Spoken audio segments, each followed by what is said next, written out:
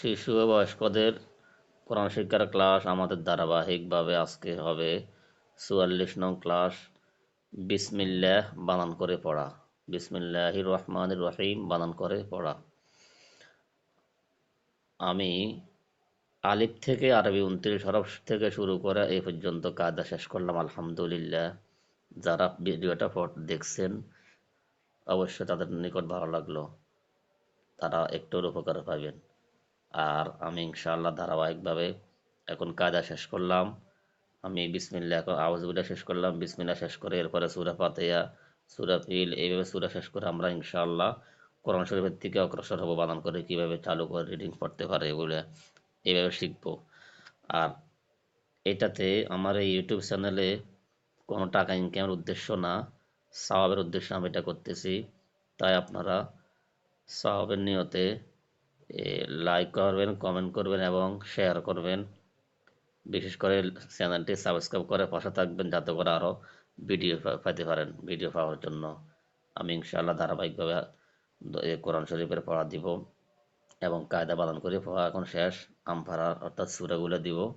সবাই সাথে থাকবেন, শেয়ার করবেন। বিসমিল্লাহির রহমানির রহিম। বাজের সিনের জজম বিস, বাজের সিনের জজম বিস, মিম জের লামের তাসদিদ মিল, লাম খাড়া জবর একালিফ লা, হাজের র তাসদিদ হির। এগুলো আপনারা একটা 3 বার করে পড়বেন কমপক্ষে। আমি ভাঙ্গা ভাঙ্গা উচ্চারণ করি বিস মিল লা হির, আবার বিস মিল লা হির। এখানে আমরা এখন বলতে পারবো লা কালিফ টান, লা কালিফ টান।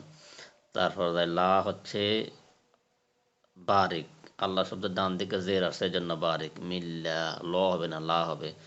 বিসমিল্লাহির, র জবর হার জজম রহ, মিম খাড়া জবর কালিফ মা, নুন জের তাসদিদ নির, র জবর র, হা জেরিয়া জজম হি, মিম জের মি।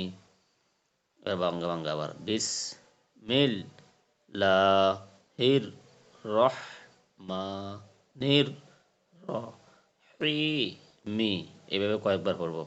তারপর একসাথে বিসমিল্লাহির রহমানির রহিম, আবার বিসমিল্লাহির রহমানির রহিম।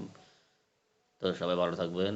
এইভাবে বানান করে প্রথমে বাংলা বানান করবেন, এরপরে বাংলা উচ্চারণ, এরপর একসাথে মিলে পড়বেন।